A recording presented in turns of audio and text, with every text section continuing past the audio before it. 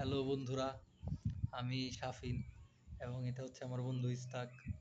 তো আজকে আমরা কাকন নদীর পাড় বিকালবেলা বসে হাওয়া খাচ্ছি এবং আমরা আজকে ভাবলাম যে আমরা জীবনে কিছু একটা করতে চাই ভিন্ন রকম।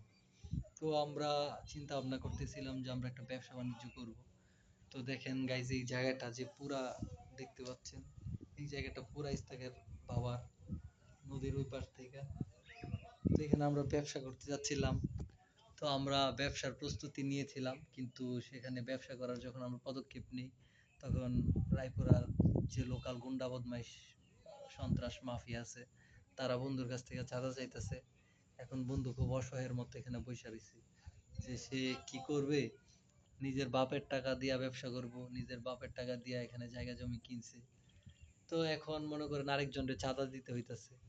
তো এইটা তো বাংলাদেশ আমরা চাই না, এরকম বাংলাদেশ তো আমরা চাই নাই, আশা করি নাই। তো এখন মনে করেন প্রশাসনের মানে পদক্ষেপ এখানে আমরা আশা করছিলাম, কিন্তু প্রশাসনও দেখা গেছে যে এখানে যে সন্ত্রাস আছে ওদেরকে ভয় পায়, বা আমরা আমাদেরকে সাময়িকভাবে একটা সান্ত্বনা দিয়া ওই দিক দিয়ে আবার লাগাই দিব যে না, মাইরালা। তো তখন তো আর বন্ধু বা নিজের জান বাঁচাইতে পারবো না। এখন বন্ধুর সাথে আপনার একটু কথা বলে দেখেন সে কি বলতে চাই দেশের পরিস্থিতি নিয়ে। সে একসময় রাজু সাহেবের পিএস ছিল, আওয়ামী লীগের ফ্যাসিস্ট হাসিনার লোক ছিল। এখন একসময় মানুষকে পুটকি মারা বহুত খাইছে। এখন নিজে মানুষের হাতে পুটকি মারা খাওয়ার পরে বুঝতেছে যে পুটকি মারা খাওয়াটা যে কত কষ্টের।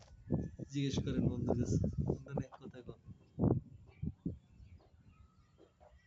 কথা কও, কথা বল, দর্শক শুনতে যাচ্ছে, ভিডিও হচ্ছে এখানে, কথা বল কিছু। কিরে, আমার বন্ধু বুবা হয়ে গেছে, এই যে তার কাছে আছে খেলে আসে। তো বন্ধু অনেক পুটকি মারা খাইছে জীবনে। লাস্ট মাস্ট একটা সেরির সাথে প্রেম করছিল, এই সেরিও মনে করেন পুটকি মাইরা